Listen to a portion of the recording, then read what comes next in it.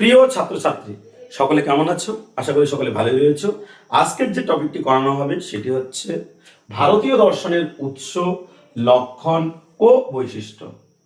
যারা তোমরা একাদশ শ্রেণীতে প্রথম সেমিস্টারে রয়েছো, তারা 40-40 পাওয়ার জন্য শুধুমাত্র এই চ্যানেলটিকে সাবস্ক্রাইব করে বেল আইকনে ক্লিক করে অল করে রাখো, আর কোথাও যেতে হবে না। আর প্রত্যেকটা ক্লাস মনোযোগ সহকারে করবে, আশা করি এর থেকেই তোমাদের 40-40 এসে যাবে। তো যাই হোক, আজকে যে বিষয়টি শুরু করার কথা ছিল সেটি হচ্ছে ভারতীয় দর্শনের উৎস, লক্ষ্য এবং বৈশিষ্ট্য। শুরু করা যাক। ভারতীয় দর্শনের মূল ভিত্তি হলো বেদ। তাহলে ভারতীয় দর্শনের মূল ভিত্তি কি? বেদ।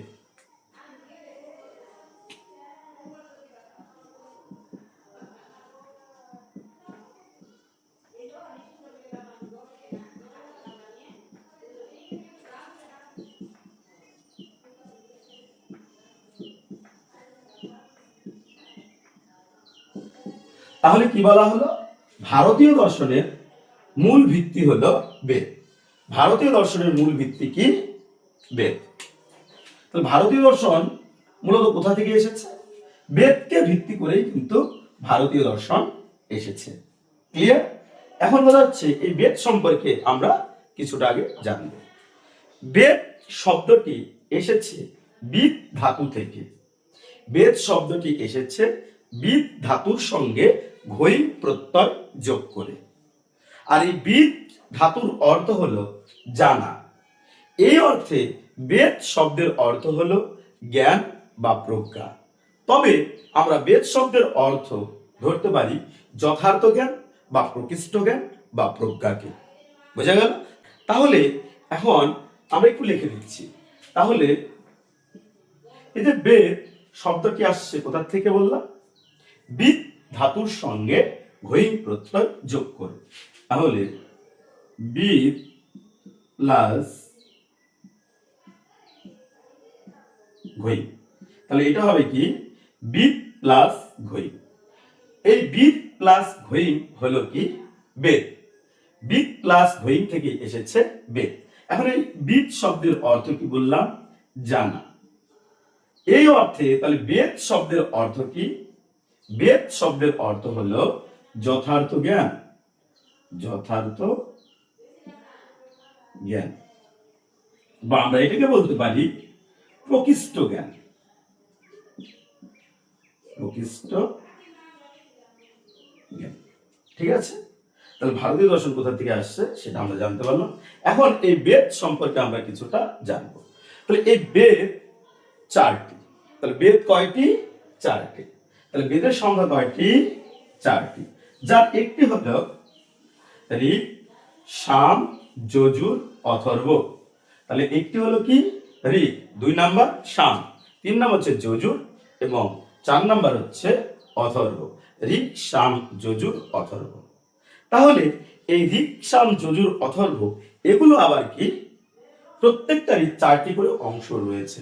তাই আমরা বলি বেদের কি রয়েছে? 4টি অংশ রয়েছে। আমরা এইভাবে বলতে পারি বেদের কয়টি অংশ?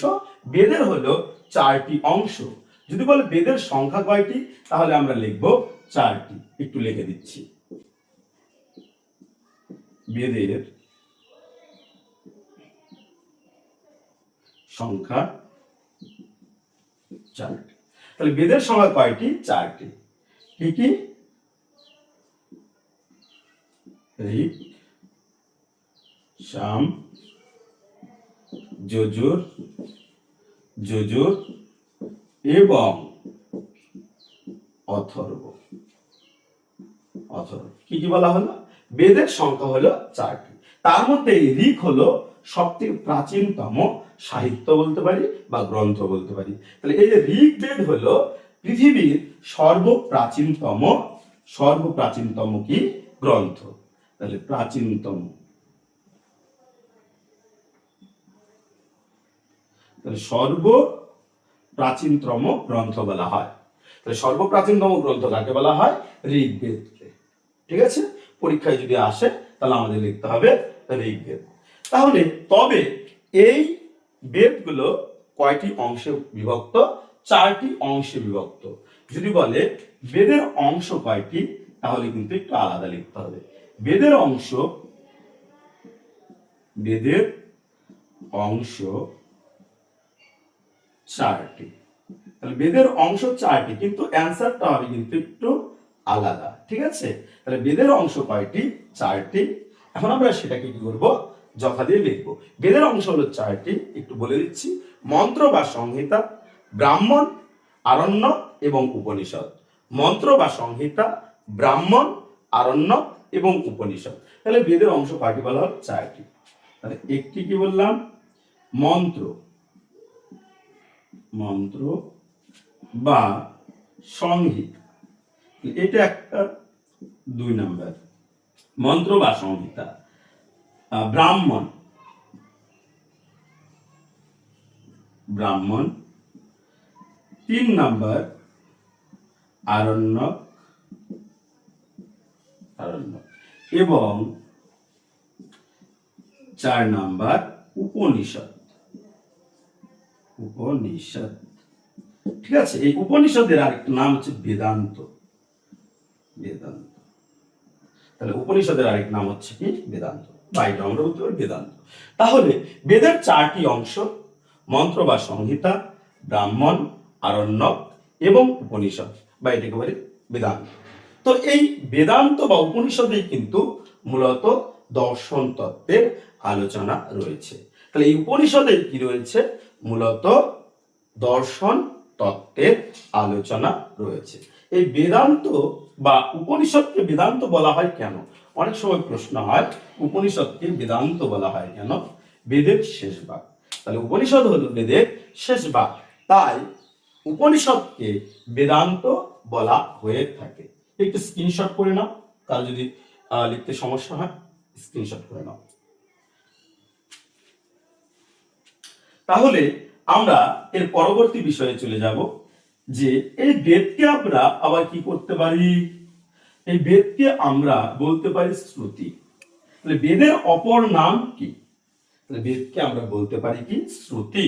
তাহলে বেদের অপর নাম হলো কি?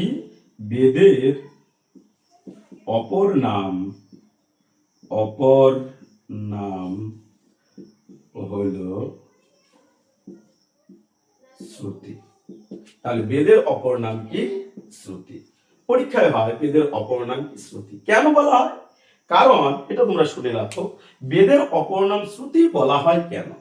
কারণ এই বেদের যে কথাগুলো আছে, এই বেদের যে বাক্যগুলো রয়েছে, এই বেদের যে শিক্ষা রয়েছে, সেই শিক্ষা গুরুদের কাছ থেকে শিষ্যরা শুনে শুনে মনে রাখত। তাই বেদকে কি বলা হতো? শ্রুতি বলা হতো, বা বেদের অপর নাম শ্রুতি। বেদের শিক্ষা শিষ্যরা তার গুরুদের কাছ থেকে শুনে শুনে মনে রাখত, তাই সেটাকে বলা হতো কি? বলতো শ্রুতি। বুঝা গেল? এখন আমরা চলে যাব কিন্তু মূল কথায়, যে এই যে বেদ, এই বেদকে কেন্দ্র করে মূলত ভারতীয় দর্শন 2টি শ্রেণীতে বিভক্ত হয়েছে। একটা, যার একটি হচ্ছে কি বলতো? আস্তিক। তাহলে কি বলা হলো? বেদকে কেন্দ্র করে ভারতীয় দর্শন 2টি শ্রেণীতে বিভক্ত হয়েছে। ভারতীয় দর্শন কয়টি শ্রেণীতে? 2টি শ্রেণীতে বিভক্ত হয়েছে, যার একটি হলো আস্তিক, আস্তিক দর্শন, এবং অপরটি হলো নাস্তিক দর্শন, নাস্তিক দর্শন। ক্লিয়ার? একটি হলো আস্তিক দর্শন এবং অপরটি হলো নাস্তিক দর্শন। এখন বিষয় হচ্ছে এই আস্তিক দর্শন এবং নাস্তিক দর্শন কি, এ প্রসঙ্গে এখন আলোচনা আমি করব না। এই আলোচনা হবে, তোমাদের এক্সট্রা করে আবার অধ্যায় রয়েছে দর্শনের বিভিন্ন শাখা, সেইখানে গিয়ে আমি এই 2টি টপিক আবার ডিটেলস আলোচনা করব। কারণ আজকের আলোচনার বিষয় ছিল, তোমরা এখানে দেখো, দর্শনের লক্ষ্য, অর্থাৎ ভারতীয় দর্শনের লক্ষ্য, এবং আরো ছিল বৈশিষ্ট্য। তাহলে কোথা থেকে আসলো, আস্তিক নাস্তিক কিভাবে আসলো, খুবই সহজ বিষয়, পরবর্তী ক্লাসে সেটা হবে, যেহেতু তোমাদের আলাদা আলাদা টপিক আকারে ভাগ করে দিয়েছে।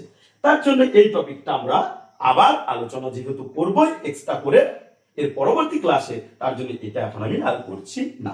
এখন তোমরা শোনো যে ভালো করে, এই ভারতীয় দর্শনের লক্ষ্য কি। এই ভারতীয় দর্শনের লক্ষ্য হচ্ছে মোক্ষ প্রাপ্তি।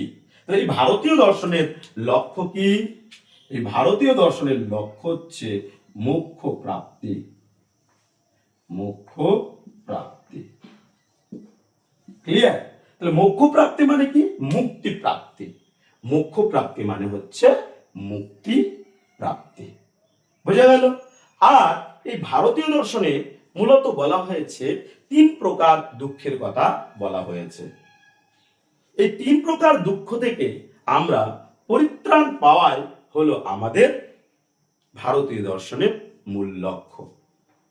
সেই 3টি দুঃখ কি কি? আধ্যাত্মিক দুঃখ, আদি ভৌতিক দুঃখ এবং আদি দৈবিক দুঃখ। এই 3 প্রকার দুঃখ থেকে যদি আমরা মুক্তি পাই, সেটাই হচ্ছে ভারতীয় দর্শনের মূল লক্ষ্য। অর্থাৎ ভারতীয় দর্শনের মূল লক্ষ্য হলো আমাদের এই 3 প্রকার দুঃখ থেকে মুক্ত করা। তোমাদের সহজে প্রশ্ন আসার জন্য কি লেখা থাকবে? অপশনে মোক্ষ প্রাপ্তি বা মুক্তি, এই কথাগুলো লেখা থাকবে। এখন আমরা চলে যাব ভারতীয় দর্শনের বৈশিষ্ট্য কি। ভারতীয় দর্শনের মূল যে বৈশিষ্ট্য রয়েছে সেটা হচ্ছে সত্যের অনুসন্ধান বা সত্যের প্রতি ধাবিত হওয়া, এবং তার সঙ্গে আধ্যাত্মিক যে আলোচনা রয়েছে সেই আধ্যাত্মিক আলোচনাও কিন্তু ভারতীয় দর্শনের বৈশিষ্ট্য। ভারতীয় দর্শনের আরেকটি গুরুত্বপূর্ণ বৈশিষ্ট্য হচ্ছে তাত্ত্বিক এবং ব্যবহারিক দিক নিয়ে আলোচনা। ভারতীয় দর্শনের আরেকটি গুরুত্বপূর্ণ বৈশিষ্ট্য হলো তাত্ত্বিক ও ব্যবহারিক দিক নিয়ে আলোচনা। ভারতীয় দর্শন বলা হয়েছে ব্যবহারিক দিকের আলোচনার যেমন প্রয়োজন রয়েছে, তেমনি তাত্ত্বিক দিকের আলোচনারও প্রয়োজন রয়েছে। কারণ আমাদের জীবনে আধ্যাত্মিক যেমন চিন্তা ভাবনারও প্রয়োজন রয়েছে এবং ব্যবহারিক চিন্তা ভাবনারও প্রয়োজন রয়েছে। এই দুটির মাধ্যমে আমরা কি করতে পারি? আমরা মোক্ষ বা মুক্তি পেতে পারি, যেহেতু ভারতীয় দর্শনের মূল লক্ষ্য হচ্ছে মোক্ষ বা মুক্তি। তো আজকে ছিল এই পর্যন্তই। কেমন লাগলো ক্লাসটি? যদি ক্লাসটি ভালো লাগে তো অবশ্যই চ্যানেলটিকে সাবস্ক্রাইব করে বেল আইকনে ক্লিক করে অল করে রাখবে। আর পরবর্তী ক্লাসের জন্য ওয়েলকাম। আবারও বলছি, 40-এ 40 পাওয়ার জন্য কোথাও যেতে হবে না, শুধুমাত্র এই চ্যানেলটিকে সাবস্ক্রাইব করে বেল আইকনে ক্লিক করে অল করে রাখো। আশা করি 40-এ 40 পাওয়া থেকে তোমাদের কেউ আটকাতে পারবে না।